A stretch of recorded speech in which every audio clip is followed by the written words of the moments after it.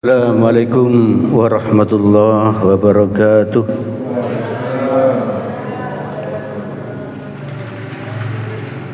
Alhamdulillahi rabbil alamin. Rabbi shrah li sadri wa yassir li amri wahlul 'uqdatam min lisani yafqahu qawli. Rabbi zidni ilma warzuqni fahma. Jamaah salat maghrib Masjid Al-Muhajirin yang dirahmati oleh Allah, mari kita senantiasa terus bersyukur kepada Allah karena Allah telah memilih kita untuk bisa istiqomah hadir ke masjid ini untuk salat berjamaah dan juga untuk mendengarkan kajian-kajian yang diadakan di masjid ini. Selawat dan salam kita sampaikan kepada Nabi Muhammad sallallahu alaihi wasallam yang telah membimbing kita dari jalan kegelapan menuju jalan yang terang benderang, yaitu Islam.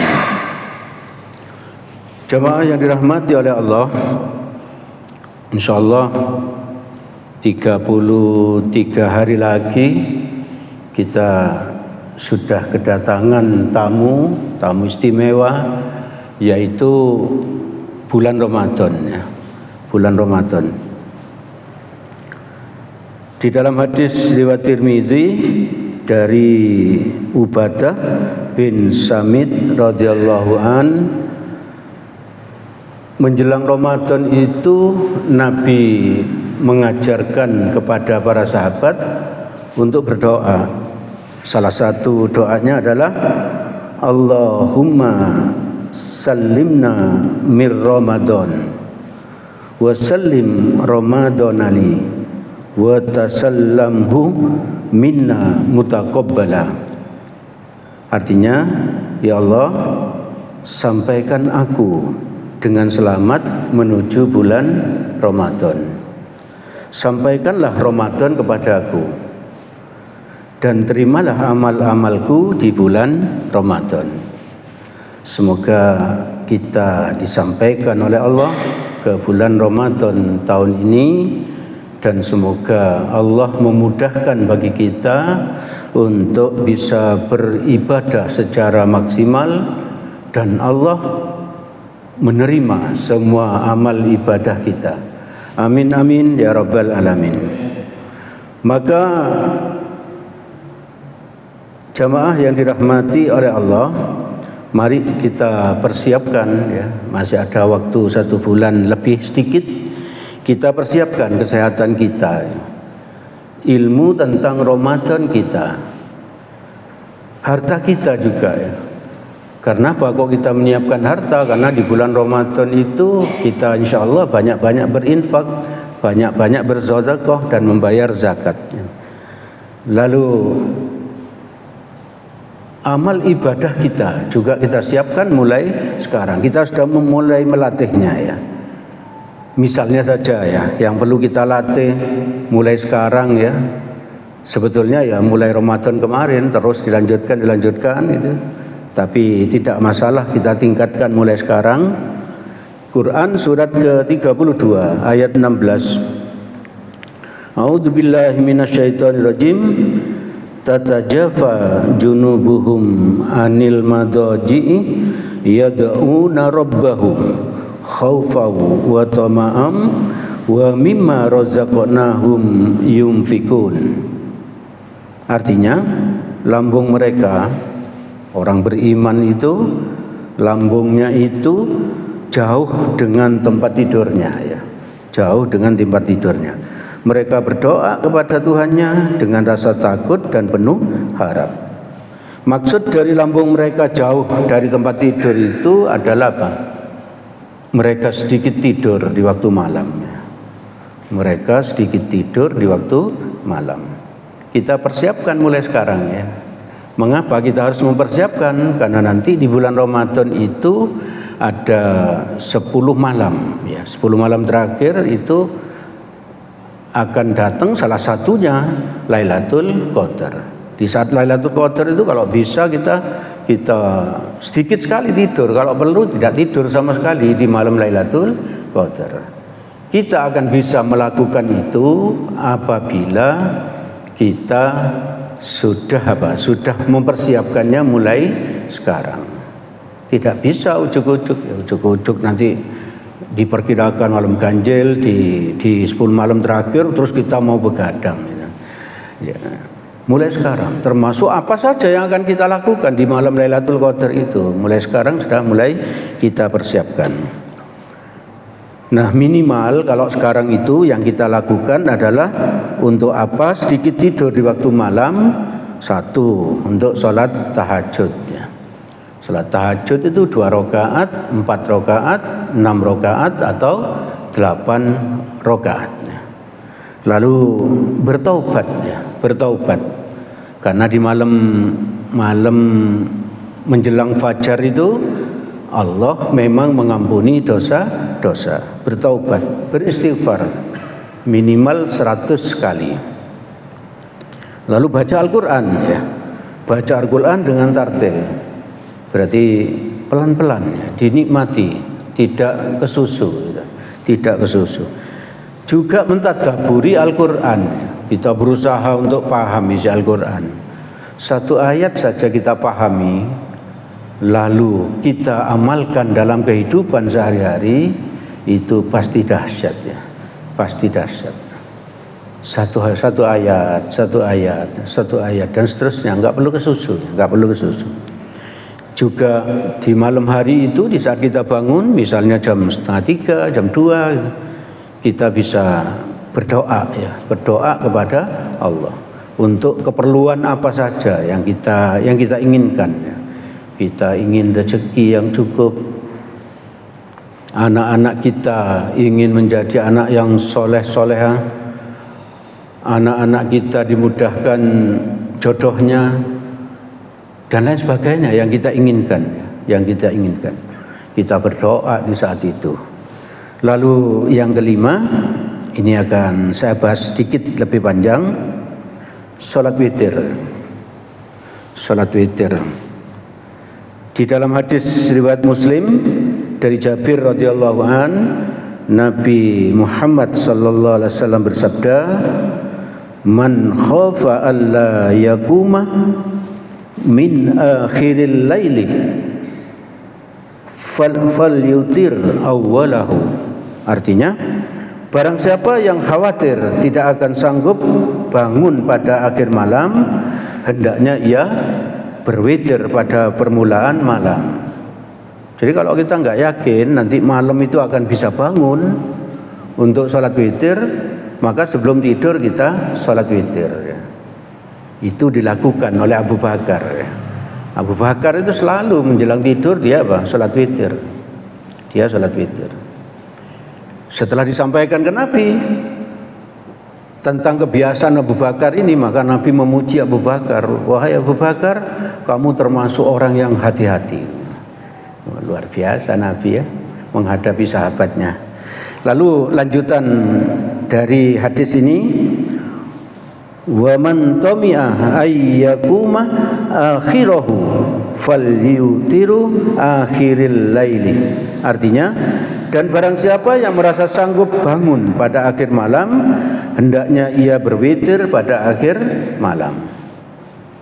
Jadi kalau kita yakin sebelum subuh itu kita bisa bangun, maka Nabi menyuruh kita untuk witir di akhir malam ya, di akhir malam. Dan ini dilakukan oleh sahabat Umar bin Khattab ya. Dilakukan oleh sahabat Umar bin Khattab. Umar bin Khattab menyampaikan pada Nabi, wahai Nabi, saya bisa bangun malam hari dan saya selalu witir. Maka mendengar itu Nabi memuji Umar ya. Wahai Umar, kamu termasuk orang yang sangat kuat.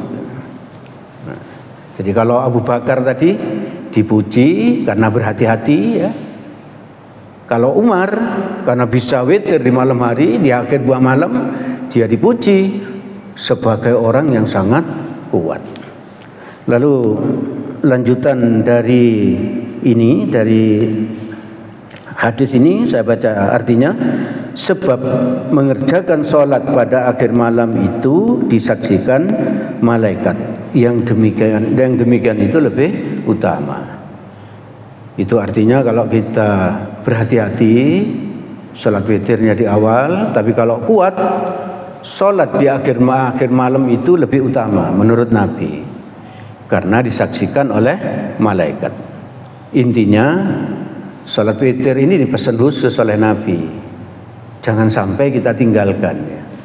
Jangan sampai kita tinggalkan. Terus sholat witir tiap hari, baik waktu safar maupun sedang mukim di rumah. Kita selalu sholat witir. Kalau kita bangun malam dan waktunya kurang sedikit, hanya misalnya 10 menit, kita langsung sholat witir.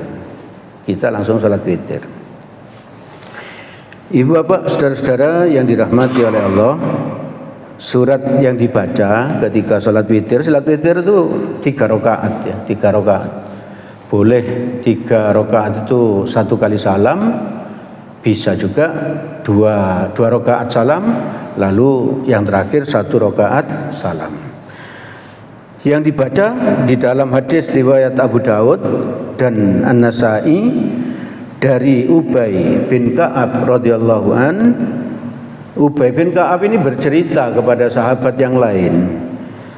Dahulu katanya Ubay, jika Rasulullah sallallahu alaihi wasallam salat witir, beliau membaca 1 di rakaat pertama, beliau membaca surat Al-A'la. Jadi di rakaat pertama itu kita baca salat witir sabbihisma rabbikal a'la dan seterusnya ya. Itu di rakaat pertama. Kalau kita baca itu berarti apa? Kita pun dapat 2 pahala, pahala salat witir dan juga pahala taat kepada Rasul membaca surat sabbihisma di rakaat pertama ketika witir. Lanjutannya Ka'ab bercerita surat Al-Kafirun itu di rakaat kedua. Qul ya ayyuhal kafirun dan seterusnya ya. Lalu yang di rakaat ketiga Nabi selalu membaca Quran surat Al-Ikhlas ya, Al-Ikhlas. Bagaimana kalau tidak membaca ini? Ya tidak apa-apa. Cuman apa? Tidak memperoleh keutamaan dari apa? Dari apa yang diperintahkan oleh Nabi ya. Kebiasaan-kebiasaan yang dilakukan oleh Nabi. Ibu bapak yang dirahmati oleh Allah, apa yang saya sampaikan di awal ini, bangun di tengah malam itu bisa jadi mudah ya bagi sebagian orang yang sudah terbiasa bangun malam. Itu mudah ya, mudah sekali, bahkan mudah sekali. Ada yang lebih sulit ya, yang perlu kita persiapkan menjelang Ramadan ini, yaitu mempersiapkan hati. Karena apa? Hati ini menyangkut apa? Menyangkut nafsu kita dan juga apa? Godaan iblis ya. Kita coba ulang lagi apa yang pernah kita sampaikan beberapa tahun yang lalu di Quran surat Al-Hijr ya, ayat ke-39. Allah berfirman, qala rabbi bima aghwaytani la uzayyinanna lahum fil ardi wa la ughwiyannahum ajmain. Artinya ini kata-katanya iblis sebetulnya, kata-katanya iblis, tapi oleh Allah diabadikan di Al-Qur'an ya. Waktu itu iblis disuruh sujud pada Adam dan iblis tidak mau ya. Tidak mau. Karena apa? Menganggap dirinya lebih baik daripada Adam. Nah, ini penyakit ini, Bapak. Terus terang saya menghilangkan penyakit ini sangat kesulitan. Merasa diri lebih baik dibandingkan yang lain. Kalau Bapak Ibu sudah tidak punya penyakit ini, itu berarti apa? Bapak Ibu itu layak masuk surga. 10 orang pertama yang masuk surga. Kalau tidak punya penyakit hati ini loh, merasa lebih baik dari yang lain. Kenapa? Karena orang yang yang tidak punya penyakit ini dijamin surga oleh Nabi. Yaitu siapa? Sa'ad bin Abi Waqqas. Sa'ad bin Abi Waqqas itu 10 orang pertama yang masuk surga. Setelah ditanya oleh siapa? Oleh Ibnu Mas'ud. Ibnu Mas'ud ini seorang pemuda yang sangat taat beribadah. Mendengar Sa'ad bin Abi Waqqas itu dijamin surga, dia ingin tahu kenapa kok Sa'ad bin Abi Waqqas itu dijamin surga. Ternyata menurut Nabi, Sa'ad bin Abi Waqqas itu selalu menjaga lisannya, tidak pernah berbicara kecuali yang baik-baik, dan selalu menjaga hatinya. Dia tidak punya sifat kayak tadi itu lebih baik dari yang lain. Dia tidak punya sifat iri hati, dengki, ujub, ria, tidak punya dia. Nah, begitu Ibnu Mas'ud tadi diberitahu Nabi bahwa Sa'ad bin Abi Waqqas masuk surga 10 orang pertama karena ini, Ibnu Mas'ud langsung bilang, waduh, kalau gitu ya pantas sekali ya Sa'ad bin Abi Waqqas masuk surga ya. Saya sangat sulit untuk menirunya ya, sangat sulit untuk menirunya. Sebab apa? Karena ibadah, Ibnu Mas'ud ini jagonya ya. Bahkan karena jago ibadah, Ibnu Mas'ud ini sampai dilarang oleh Nabi ya untuk beribadah. Ketika dia puasa setiap hari, oleh Nabi tidak diperbolehkan. Paling banyak kamu puasa itu sehari puasa, sehari enggak, sehari puasa, sehari enggak. Saking kuatnya dia beribadah. Begitu kena ini masalah hati ini tadi ya, dia langsung menyerah. Nah, kalau ini saya kesulitan, katanya Ibnu Mas'ud. Maka ibu bapak, saudara-saudara yang dirahmati oleh Allah, mari ini pelan-pelan kita persiapkan. Paling tidak kita kurangi merasa lebih hebat dari yang lain, merasa lebih hebat. Iblis itu selalu menipu kita dari hal-hal yang kita sukai ya. Dari hal-hal yang kita sukai, bukan menipu kita dari hal-hal yang tidak kita sukai. Contohnya, kita ini suka ngaji, seperti sekarang ini kita ngaji ya. Maka iblis akan menipu kita, akan menggoda kita, agar apa? Agar tidak istiqomah. Coba Bapak, Ibu, saudara-saudara buktikan, ngaji setiap Ahad malam ini istiqomah setiap pekan. Coba, kalau ada ada keperluan, acara keluarga, diatur sehingga tidak mengganggu ngajinya setiap Ahad. Coba 1 tahun saja, kalau bisa luar biasa ya. Istiqomah itu butuh pertolongan Allah, butuh keikhlasan kita ya. Dibuat tidak istiqomah oleh iblis. Iblis memang begitu, enggak apa-apa enggak ngaji 1 kali. Enggak apa-apa enggak ngaji 1 kali, terus seperti itu. Nanti lama-lama meninggalkan ngaji ya. Ini ngaji yang evaluasi diri ya, Bapak-bapak, bukan untuk menilai orang lain. Kalau ada seperti ini langsung kita bertanya pada diri sendiri, apakah saya sudah istiqomah ya? Tanya seperti itu kepada diri sendiri. Enggak perlu kita menilai orang untuk apa gitu. Tidak istiqomah itu bisa karena apa? Bisa karena materinya diulang-ulang. Bisa seperti itu. Kita bisa bilang apa? Materi ini ngono-ngono tok ae. Diulang terus. Paling ustadz goblok. Misalnya seperti itu. Padahal apa? Kiai Haji Ahmad Dahlan itu, pendiri Muhammadiyah, dia ngaji surat Al-Ma'un itu loh, diulang-ulang sampai 1 tahun. Sampai apa? Sampai santrinya itu bosan. Setelah tanya pada Kiai Ahmad Dahlan, kenapa kok diulang-ulang Ustaz? Kenapa kok diulang-ulang Kiai? Karena kamu belum paham. Kami sudah paham. Bagaimana bisa bilang paham? Wong kamu belum punya pabrik misalnya. Kan di situ apa? Karena disuruh apa? Disuruh memberi makan orang miskin. Lah bagaimana kita bisa memberi makan orang miskin kalau cuman apa? Berinfak di hari Jumat. Jumat berkah ya. Coba kita punya pabrik. maka kita bisa menafkahi banyak orang Islam. Jadi dari satu ayat itu, kalau kita pikirkan, kita bisa punya pabrik, kita bisa punya sekolah, yang nanti yang bekerja di situ sangat banyak. Karena santrinya nggak segera punya seperti itu, maka diulang terus. Jangan merasa paham. Lalu iblis itu kadang membiarkan kita itu tetap ngaji, tapi suka meremehkan materi yang disampaikan. Padahal Nabi menyuruh kita kalau kita ngaji itu mencatat. Ikatlah ilmu itu dengan mencatat.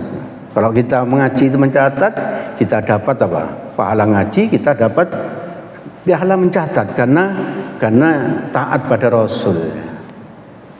Kalau Senin malam jam 9 malam itu saya ngaji di Surabaya. Di situ itu tempatnya yang ngaji itu ada profesor, ada doktor, ada dosen, ada guru, ada tukang beca, ada pedagang, dari semua sosial, dari semua ini tatanan sosial, dari yang paling miskin sampai kaya. Ada yang yang dari Malang, ada yang dari Sidoarjo, ada yang dari Jombang dan sebagainya. Yang memberi ceramah itu orangnya seperti nggak meyakinkan gitu ya, seperti nggak meyakinkan, bukan kiai terkenal. Tapi mereka yang profesor tadi itu loh, semuanya duduk di depan ustadznya, lalu buka tasnya, ambil tafsir, buku catatan, semua yang disampaikan itu dicatat. Jadi seperti itu. Jadi mencatat karena disuruh Rasul, disuruh Nabi. Ibu bapak, saudara-saudara yang dirahmati oleh Allah, kadang ngaji itu penyakitnya adalah kalau kita sudah istiqomah ngaji, suka menyalahkan orang lain. Nah ini sulit ya, masalah hati menyalahkan orang lain. Ibu bapak, saudara-saudara yang dirahmati oleh Allah, iblis itu kadang menipu kita ketika kita sholat. Dan Allah ada iblis khusus ya, ada jin khusus yang menggoda orang yang sedang sholat. Jadi memang diciptakan agar sholat kita itu tidak khusyuk. Untuk apa jin itu, iblis itu menggoda kita? Karena ya dibuat lupa rokaatnya. Kita sering kalau sholat rokaatnya lupa, lalu kita dibuat lupa bacaannya, tidak tumak ninah. Paling tidak juga menggoda tidak di awal waktu. Kita itu sering sholat tidak di awal waktu. Sudah adzan kita masih suka menunda-nunda ya, masih suka menunda-nunda. Bahkan iblis itu menggoda dari hal-hal yang tidak kita duga gitu ya. Karena ada ustadz yang menyampaikan kalau sholat itu pakai baju yang terbaik, maka bagi kita itu sibuk ya. Ketika sholat sibuk, besok saya subuh pakai baju apa ya gitu. Ketika sholat padahal gitu ya. Tidak terasa, halus sekali iblis itu menggodanya ya, halus sekali. Kita rasakan, apakah kita pernah melakukan seperti itu gitu. Kalau orang lain yang melakukan, kita kan tidak tahu masalah hati ya, masalah hati. Nah tidak khusyuk itu sering sekali kita lakukan, lebih sering mengingat selain Allah, Ibu bapak, saudara-saudara yang dirahmati oleh Allah, bahkan iblis itu membuat kita itu jadi was-was ya, seolah-olah batal wudu. Ini ada hadisnya nih, hadis riwayat Tabrani nomor 11.948, Baihaqi nomor 3.509, dari Ibnu Abbas radhiyallahu anhu, Rasulullah sallallahu alaihi wasallam bersabda. Saya baca artinya. Setan mendatangi kalian ketika sholat ini ya, lalu meniup-niup pada dubur kalian. Jadi setan itu suka meniup-niup ini, anus kita itulah, anus kita itu. Sehingga muncul was-was ya. Ini Nabi yang bicara ya, Nabi bukan saya hanya membaca ya. Jadi muncul was-was, maka janganlah membatalkan sholat. Perintahnya Nabi, jangan membatalkan sholat kecuali kamu mendengar suara tit gitu, misalnya orang ngentut. Kalau ada suara seperti itu berarti kita ngentut ya. Tapi kalau enggak ada suara ya menurut Nabi jangan membatalkan sholat. Itu pekerjaan setan. Dan juga tidak merasakan angin, ya, tidak merasakan angin. Luar biasa iblis itu, menggoda kita ya, menggoda kita. Nah kalau kita ngikuti iblis tadi itu ditiup-tiup di anus kita, lalu kita membatalkan, berarti kita kehilangan pahala berjamaah, ya. Kehilangan pahala berjamaah. Maka ada tipsnya dari Nabi, kalau kita digoda setan ketika sholat. Hadis riwayat Muslim nomor 2203 dari Utsman bin Affan radhiyallahu an. Utsman bin Affan ini bertanya kepada Nabi, "Wahai Rasulullah, setan telah menghalang-halangi antara aku dan salatku serta mengacaukan bacaanku." Maka Rasulullah sallallahu alaihi wasallam bersabda, "Itu adalah setan yang disebut gansab." Berarti memang ada setannya ya, yang menggoda orang yang sholat, namanya khansab ya, khansab. Jika engkau merasakan sesuatu gangguan, maka bacalah ta'awudz dan meniuplah ke kiri ya. Jadi kalau kita merasa digoda oleh setan, kita baca a'udzubillahi minasyaitonirrajim, lalu kita meniup ke kiri ya, meniup ke kiri, bukan meludah tapi meniup ya. Maka Utsman bin Affan ini melakukan hal itu, dan menurut Utsman bin Affan Allah hilangkan was-was darinya. Allah menghilangkan was-was darinya. Jadi ibu bapak, saudara-saudara yang dirahmati oleh Allah, tipuan iblis ini kalau kita pelajari terus ya, kita jangan sampai hal itu kita arahkan ke orang lain, kepada diri sendiri. Tipuan iblis yang lain nih. Di Quran surat Al-A'raf ayat 12. A'udzubillahi minasyaitonirrajim. Qala ma mana'aka alla tasjuda idz amartuk. Qala ana khairum min. Khalaqtani min nar wa khalaqtahu min tin. Artinya, Allah berfirman, apakah yang menghalang-halangimu sehingga kamu tidak bersujud ketika aku menyuruhmu? Kan sama aja, andaikan kita analogikan ya, apa yang menghalang-halangimu sehingga ketika Ustadz menyampaikan materi kamu tidak mendengarkan? Karena saya sudah tahu Ustadz Allah mosok gitu. Karena yang menyampaikan materi itu bukan Ustadz yang terkenal gitu. Karena yang menyampaikan itu teman saya sendiri. Seringnya seperti itu. Gitu. Jadi kalau ini kan iblis disuruh sujud pada Adam, dia tidak mau. Kenapa? Merasa lebih baik. Merasa lebih baik. Lalu lanjutnya ini jawabannya. Setelah ditanya oleh Allah, dia menjawab. Iblis menjawab, aku lebih baik daripada dia. Aku lebih baik daripada dia. Merasa lebih baik itu banyak sekali. Merasa lebih khusyuk, merasa lebih pintar, merasa lebih dan seterusnya ya. Dan seterusnya. Ayo kita evaluasi ya, kita evaluasi.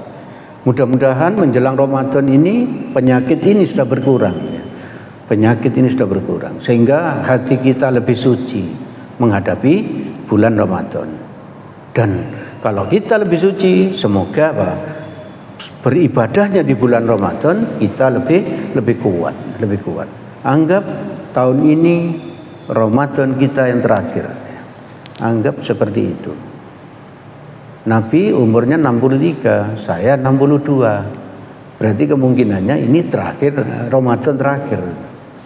Ramadan terakhir. Anggap seperti itu agar kita itu enggak menoleh kanan kiri, ya.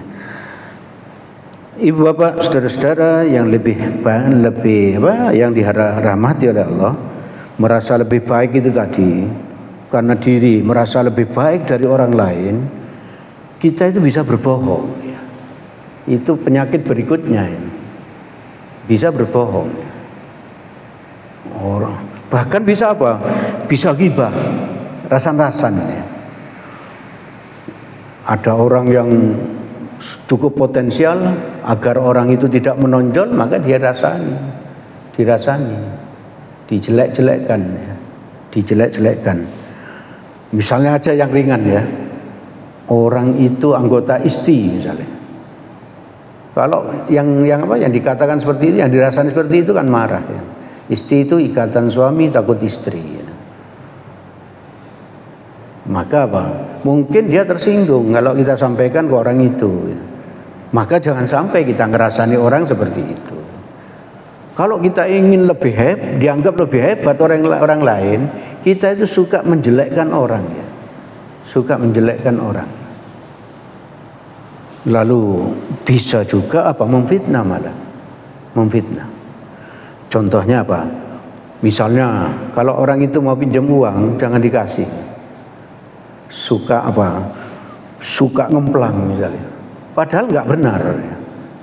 Kalau yang kejelekan orang lain yang kita katakan itu benar, itu berarti fitnah. Ya. Berarti apa? Ghibah, rasan-rasan. Tapi kalau yang kita sampaikan, kejelekan orang lain yang kita sampaikan ke orang lain itu benar, itu tidak benar, berarti fitnah. Berarti fitnah itu lebih berat. Lebih berat. Pak RT itu nggak mau kerja misalnya. Padahal Pak RT-nya kerja. Dirasani tidak mau kerja. Karena apa? Ingin menjatuhkan. Itu berarti apa? Fitnah. Jadi ibu bapak, saudara-saudara yang dirahmati oleh Allah, ayo hati-hati. Karena apa? Ingin dianggap hebat itu bisa berbohong, bisa rasan-rasan, bisa memfitnah, bisa memfitnah. Bahkan kalau di dalam ibadah, kalau beribadah, orang itu suka riya ya, suka riya, ingin dianggap hebat, ingin dianggap khusyuk. Ketika umroh di depan menara Zam-Zam dia selfie, lalu dijadikan status di depan menara Zam-Zam. Kalau niatnya untuk apa? Untuk syiar agar orang lain juga umroh, itu bagus ya, bagus. Tapi hati-hati, iblis selalu nginteng-nginteng itu ya. Ketika kita apa? Kita lengah, iblis akan masuk ya, akan masuk. Sehingga apa? Kita dipuji oleh iblis, hebat kamu ya. Di saat sulit ekonomi kayak gini kamu bisa umroh gitu. Langsung hatinya itu menikmati, ya benar. Benar. Saya lo nabung, saya lo gini dan seterusnya. Jadi bisa riya. Bisa ujub. Ujub itu berarti apa? Merasa amalnya sudah banyak ya. Merasa amalnya sudah banyak. Jangan merasa banyak ya, jangan merasa banyak. Nanti oleh Allah dijungkel nanti kalau merasa banyak. Kalau tadi riya itu kita selamat, bisa sum'ah ya. Sum'ah itu sama dengan riya ya. Kalau riya itu ketika kita sholat, khusyuk, kita ada pikiran apa? Ingin dipuji orang. Dia di saat itu. Kalau sum'ah ini sudah terjadi beberapa tahun lalu ya. 15 tahun lalu kita haji ya. Kita masih suka cerita-cerita dan sebagainya karena ingin dipuji. Karena ingin dipuji. Itu sum'ah namanya. Jadi iblis berarti apa? Tidak menggoda kita di saat itu juga. Di saat kita sholat khusyuk, kita bukan berarti apa? Kalau itu sudah lolos, bukan berarti sudah lolos dari godaan iblis. Karena bisa jadi minggu depan kita bercerita gitu. Karena ingin dipuji. Betapa iblis itu menginginkan kita ini tersesat ya. Betapa iblis itu menginginkan kita ini masuk neraka ya, bersama dia ya. Ibu bapak, saudara-saudara yang dirahmati oleh Allah, itu yang bisa kami sampaikan pada kesempatan ini. Jadi mulai malam ini hingga Ramadan kita mulai mengurangi waktu tidur kita ya.